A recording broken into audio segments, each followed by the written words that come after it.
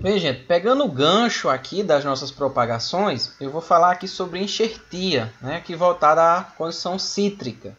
Bem interessante essa aula, né? Garanto que vocês irão gostar muito. Então, o que acontece aqui? A premissa básica, diferentemente da estaquia que eu falei em outra oportunidade, a premissa básica da enxertia é eu ter um porta-enxerto, né? E aqui nesse caso eu estou falando em fazer enxertia de laranja em limão. Então nesse caso o meu porta-enxerto será o limão. Ah, mas eu posso fazer de laranja em outra coisa? Pode.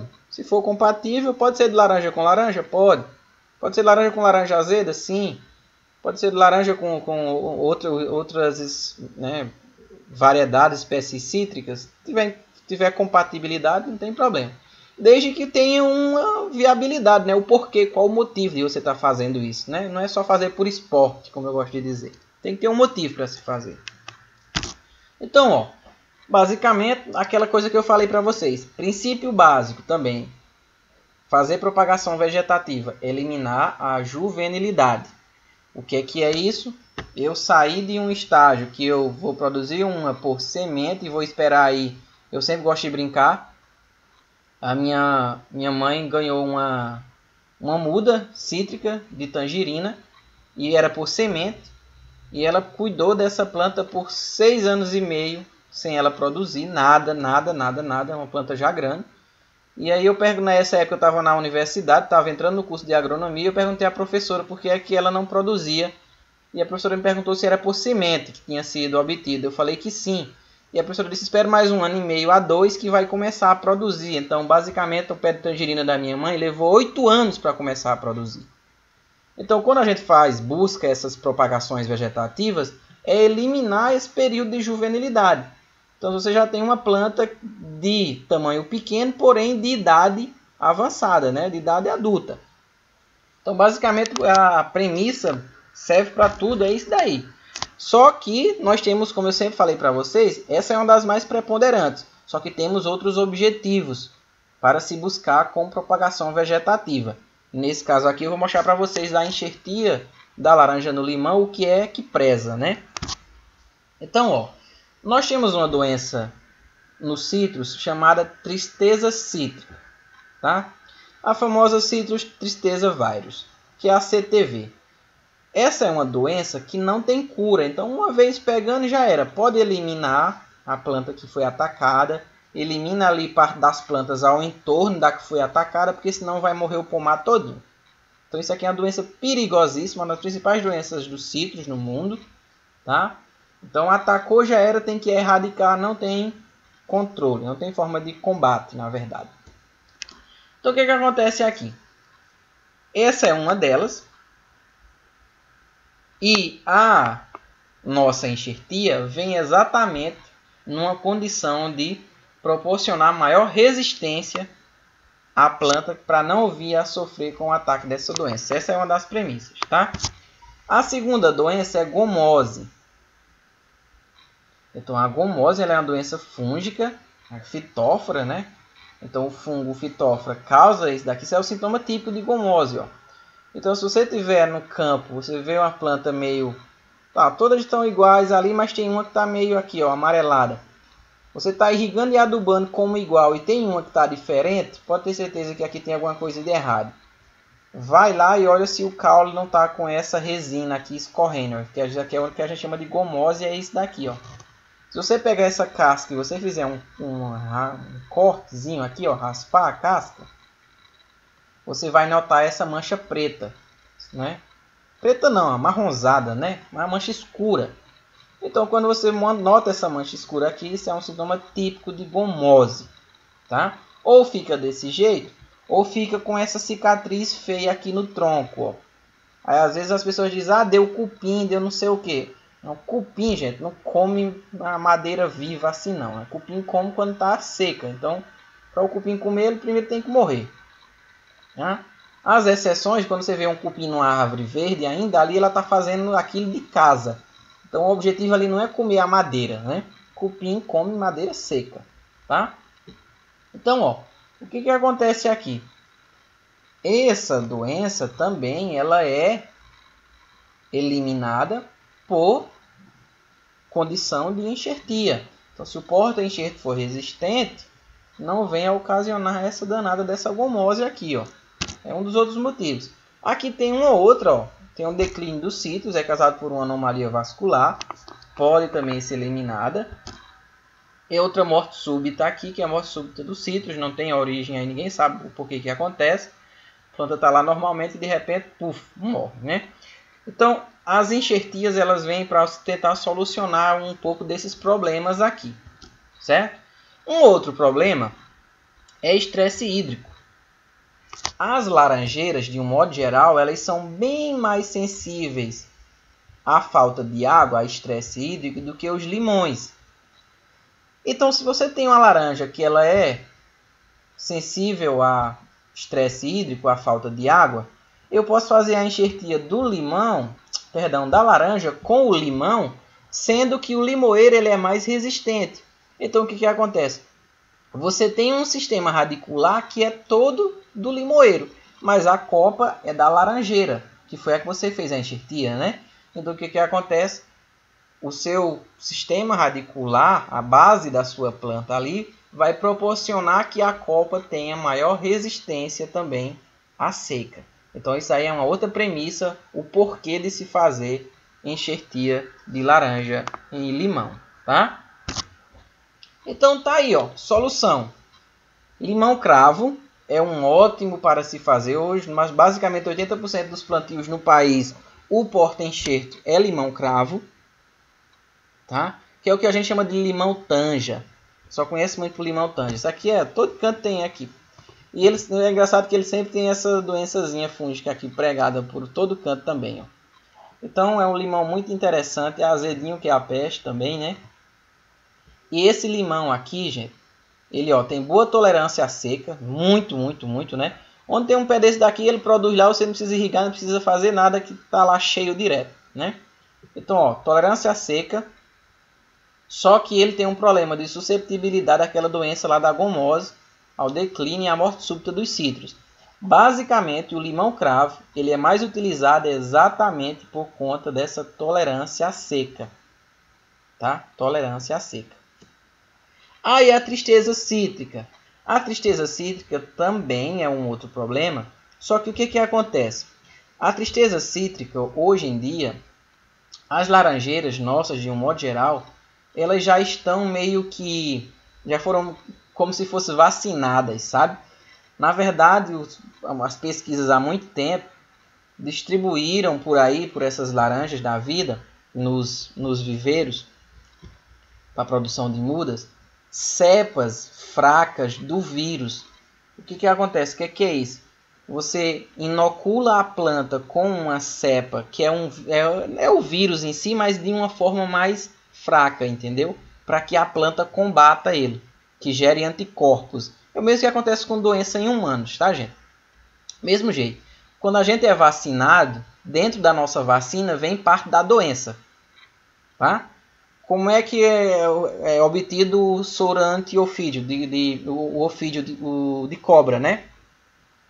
Então, o nosso soro, a condição aí da cobra, para você obter o soro, você faz a aplicação do veneno da própria cobra, né? Então, o que acontece? Para as doenças das plantas, não tem essa situação toda de diferente, não. Mesma premissa. Então, nos viveiros por aí, essas plantas em si, elas foram inoculadas com uma cepa fraca do vírus. Então, basicamente, elas têm um pouco já de tolerância à tristeza. O limão também proporciona maior resistência, por quê? Porque uma planta bem nutrida e resistente principalmente a condição aqui de seca, ela vai ser bem mais tolerante também ao ataque da doença, tá? Um outro cítrus aí que é muito utilizado como porta-enxerto é esse citrumelo aí, o citrumelo swingle, tá? Ele é muito tolerante à seca também, tolerante à salinidade do solo, ele é tolerante ao declínio e à morte súbita dos cítrus e ele é resistente àquela doença lá da gomose, tá vendo? Então esse daqui é um material que está sendo muito utilizado hoje Então nossos pomares de citros daqui a alguns anos eles irão estar migrando, principalmente essa situação do limão-cravo, para esse daqui. Esse daqui hoje lá no sul do estado é muito utilizado para fazer o porta-enxerto, tá? Então o viveiro lá no sul do estado, lá em Rorainópolis, muito utilizado esse daqui, ó. Esse citromelo swingle aqui, tá? Só que o problema dele é que é incompatível com a laranja pera. Aí onde está o problema. Porque lá a grande maioria dos pomares é com laranja pera, né? A famosa pera rio. Então não tem como enxertar laranja pera rio em limão citromelo. Perdão, em limão citromelo não. Isso aqui é uma outra vertente dos citros, tá? Isso aqui é citromelo. É diferente de limão, é diferente de laranja. Então esse daqui é o problema, é que é essa incompatibilidade. Um outro aqui, que também é muito interessante, é o citradarim. O citrandarim, ou simplesmente Riverside, vocês irão encontrar por aí. O citrandarim Riverside em si, ele tem mostrado excelente comportamento, né? Quando é enxertado com laranja doce, tangerina, pomelos e tudo mais. Esse daqui é um outro material que está sendo utilizado lá no sul do estado como porta-enxertos, tá? Então você tem essas soluções aí de você ter as plantas como porta-enxerto. E aí o que é que você tem? Você tem o limão que você plantou por semente. E você tem a enxertia aqui. Essa é por borbulha. Eu vou mostrar para vocês mais na frente, tá? Aqui também. Aqui é o porta-enxerto e aqui é um enxerto por borbulha. Vamos lá. Passo a passo para fazer isso. Primeira coisa, a obtenção das sementes. Sementes de limão, né? Eu vou plantar limão por semente para fazer meu porta-enxerto, para depois eu enxertar a laranja nele. Então, sementes vigorosas de uma planta também sadia, de frutos grandes e tudo mais. Quanto mais vigorosa for a semente, mais vigorosa será a planta gerada daqui. É quase que regra, tá? Sementes pequenininhas, xoxinhas, geram também plantas raquíticas e fracas. O que acontece aqui? O limão, ela tem essa películazinha aqui protetora, essa capazinha, né? Que dá a proteção aqui da semente, essa mucilagem que a gente chama, né? Que é bem lisinho, ó. Você pegar e apertar entre os dedos aí, pula longe. Então essa capazinha aqui, muitas sementes têm para que a semente não germine dentro do fruto. Como é que eu faço? Eu tenho que eliminar isso aqui para facilitar o processo. Ah, mas germina com isso daqui? Germina, só que demora mais. Então você elimina isso daqui, não somente para o limão, para tudo. Maracujá você tira aquela mucilagenzinha também, né? Quando você vai plantar, você tira o que é a polpa em si do maracujá, né? É aquela mucilagem que cobre a semente. Você eliminando, tranquilo. O caroço de manga você pode abrir ele e deixar só a amêndoazinha que tem lá dentro, que nasce tranquilamente. Tá? Serve para muitas coisas isso. Então aqui como é que você faz isso? Lava bem. Isso aqui não é semente de limão não, tá? Só um exemplo, eu estou dando só como exemplo. Então lava bem. Aqui é. Lava bem as sementes. Lava em água corrente para você eliminar o máximo dessa babinha aqui, dessa mucilagem. Ó. Após você lavar bem lavado, o que você vai fazer é isso daqui, ó. Coloca num ambiente, numa vasilha, água junto com água sanitária. Meio a meio, 1 para 1. Se é um copo de água, é um copo de água sanitária. Né? Meio a meio. Então é a parte igual dessa com a parte igual dessa daqui. Isso daí, gente, você vai colocar nessas sementes e deixar 24 horas. Deixa de um dia para outro. Toda aquela mucilagem ela vai ser absorvida, ela vai ser consumida aí pelo hipoclorito, tá? E aí essa germinação ela vai acontecer rapidamente. Aqui é como é que vai fazer aqui a semeadura, ó. Pega uma bandeja ou então no chão mesmo, na areia, em algum lugar. Você vai fazer a semeadura das sementes. Depois dessas sementes você vai fazer a repicagem, que é quando as sementes germinaram. Eu pego as sementes, as plântulas que a gente fala, né? Ali, ó. 2 parzinhos de folha, vou e furo um lugar ali no saquinho de muda. Foi em outro ambiente, numa garrafa PET, em qualquer lugar. A premissa básica é: fiz a semeadura, que a gente chama de sementeira, qualquer lugar aí. É o mesmo processo que a gente faz aí quando a gente vai plantar tomate, né? Faz a sementeira para depois levar as plantinhas para o campo. Então eu fiz a sementeira, ó. Só que aqui como é produção de mudas, então fiz a sementeira depois. Enquanto mais jovem tiver para fazer esse transplantio, melhor. Menos a planta sofre, tá? Maior o índice de pegamento. Então, saiu 2 parzinhos, um parzinho de folha, já é o suficiente, já pode mandar para cá, tá?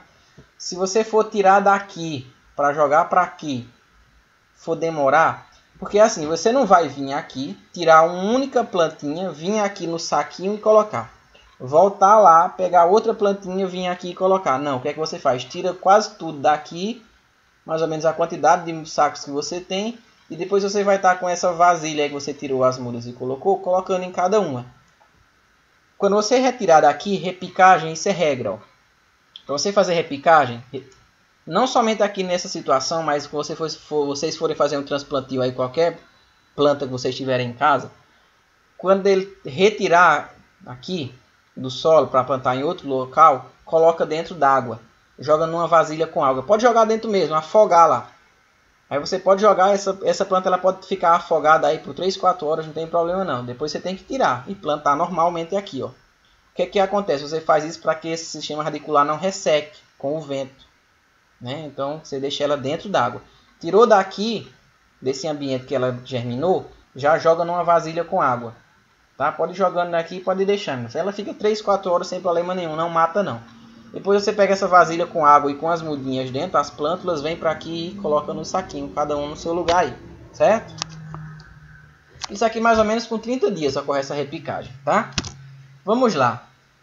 Com 85 dias depois daquilo, você fez aquele processo, aqui está a planta. Se for bem tratada, se for bem cuidada, com 85 dias já dá para fazer a enxertia, tá? Então, com 85 dias, o que é que você vem aqui, ó? Tira as folhas da base. Isso daqui são imagens tiradas lá do viveiro, lá do sul do estado, tá? Eu peguei lá. Então, tá aqui, ó. Elimina as folhas da base. Aqui nessa base é onde a gente vai fazer a enxertia, tá? Então, eliminou todas as folhinhas aí, ó. Essas plantas estão mais ou menos aqui com 1 metro, 1,30 m por aí já de altura, tá? Fica um espigão aí, bem grande mesmo. Então, com 85 dias você vai tirar essas folhas daí. Com 90 dias você faz. Então, ó, 5 dias você deixa sem as folhas aqui, ó. Então, com 90 dias você já pode fazer a enxertia. Então, é rápido, tá? Sou bem cuidada, bem adubada e tudo mais. Isso aqui, ó. Isso aqui são plantas. Aqui é limão cravo, ali é citrandarim. Aqui tem outros, aqui tem dos 3, tá? Limão cravo, citrumelo e citrandarim aí tem. Então essa já aqui que tem a folha maior, isso aqui é limão cravo. Isso aqui é um pessoal fazendo a prática de enxertia por borbolya. Então tá aí, ó, o tamanho que já tá essas plantas. Tá com 90 dias essas plantas têm aí, ó. Então aqui, ó, mais ou menos o diâmetro de uma caneta você já pode fazer esse processo. E aí o que acontece? Com 90 dias você vai fazer o processo da enxertia. Como é que você vai fazer? Você vai fazer a borbulha, né? E aí o que acontece? Faz a borbulha na planta, na base, mais ou menos ali uns 15, 20 centímetros da base ali da planta, ao nível do substrato. Faz o T, faz a retirada da borbulha, que é uma gema em si. Coloca a gemazinha, isso aqui é só, tira só essa gemazinha aqui mesmo. Isso aqui é o ramo ladrão que a gente fala, é o melhor que tem para tirar a borbulha. Então você tira isso daqui, coloca ali no pé de limão e passa a fita. Isso aqui é uma fita própria para enxertia, cobre, tampa, tá? Passar ao redor e em volta ali. Depois disso, com 15 dias você pode tirar essa fita, tá? Só que antes, com 7 dias você tem que fazer isso daqui, ó, que é a curvatura. Para que é feita essa curvatura? Então, ó, fiz a minha enxertia. Com 7 dias eu venho e vou fazer essa curvatura. Aqui, ó, cuidado para não quebrar a planta, só curva mesmo. Curva de modo a o local da zona da enxertia que você ficou não ficar nem muito embaixo, nem muito aqui, onde você fez a curvatura, entendeu, né? Então, que é para ficar para ela crescer aqui, ó. Então, a curvatura é feita um pouco acima do local onde você fez a sua enxertia. Então, você vai e curva.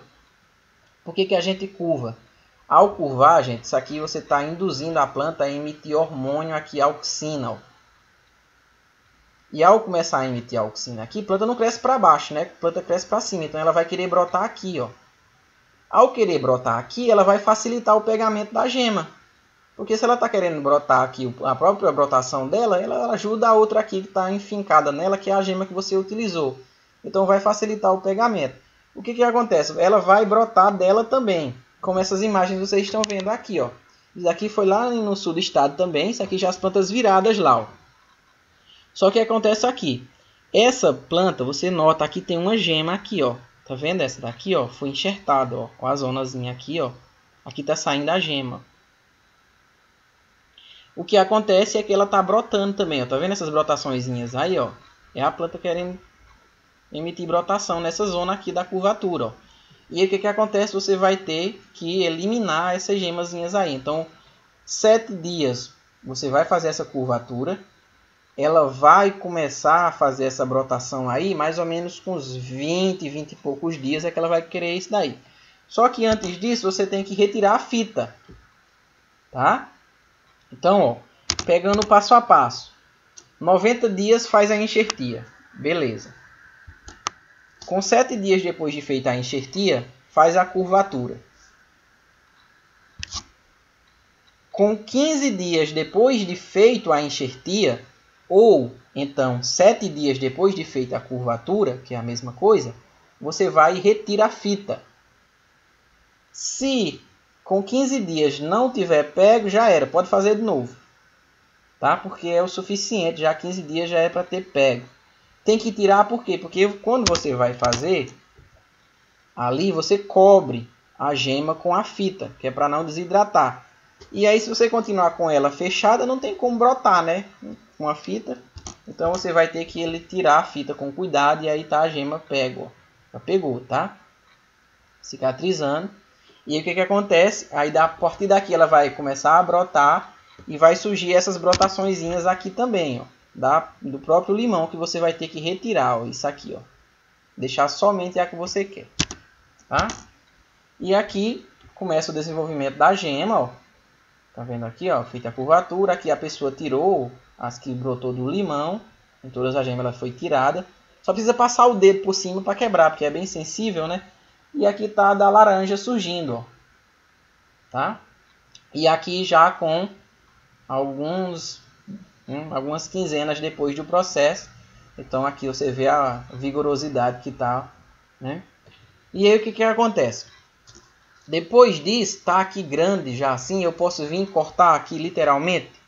Pum, porque a zona de corte é aqui, ó. Para que isso fique reto, né? Então não. O que acontece?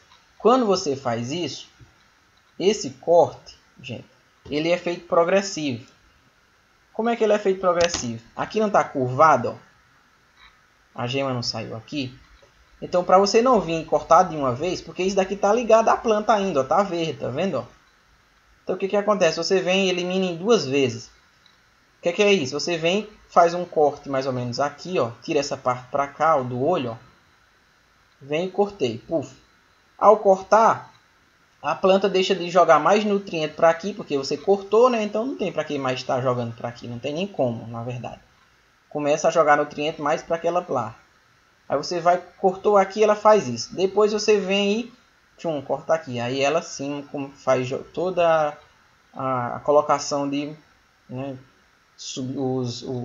a fonte de proteína dela, os nutrientes, tudo para cá agora. Ó. Não é para vir retirar de uma vez não, tá? Então tá aí feito esse corte. E aí ela vai permanecer no viveiro, você vai fazendo os tratos culturais aí, controle de praga, doença e tudo mais. E aí, para nível de campo, como é que eu vou fazer o plantio? Então, aquela situação. Planta, a depender da sua situação, do tamanho do seu saco, né? Do saquinho de muda. Então aqui a gente tem um plantio feito, ó, eu gostaria de plantar tudo já nesse tamanho aqui. Isso daqui a possibilidade de morte é muito pequena quando a planta já está nesse porte aqui, ó. Só que para isso você precisa de um saco de muda grande para possibilitar ela crescer e desenvolver desse jeito sem atrasar o crescimento. Você levar uma planta para o campo desse jeito aqui, gente, ó, isso aqui é uma luta. Olha o tamanho que está aqui, ó. Aqui vai sofrer, tá? Você vai ter que estar cuidando, vai ter que estar irrigando, vai ter que estar tratando planta daninha, porque ela está pequena ainda. O Então ela não tem, né, tanta energia assim para aguentar essas situações aí. Tá? Eu finalizo com uma imagem lá do sul do estado também. Tá? Isso dali já mudas, todas retiradas as folhas na base, esperando já a enxertia. E aqui já todas recurvadas, né, já com as enxertias feitas. Obrigado.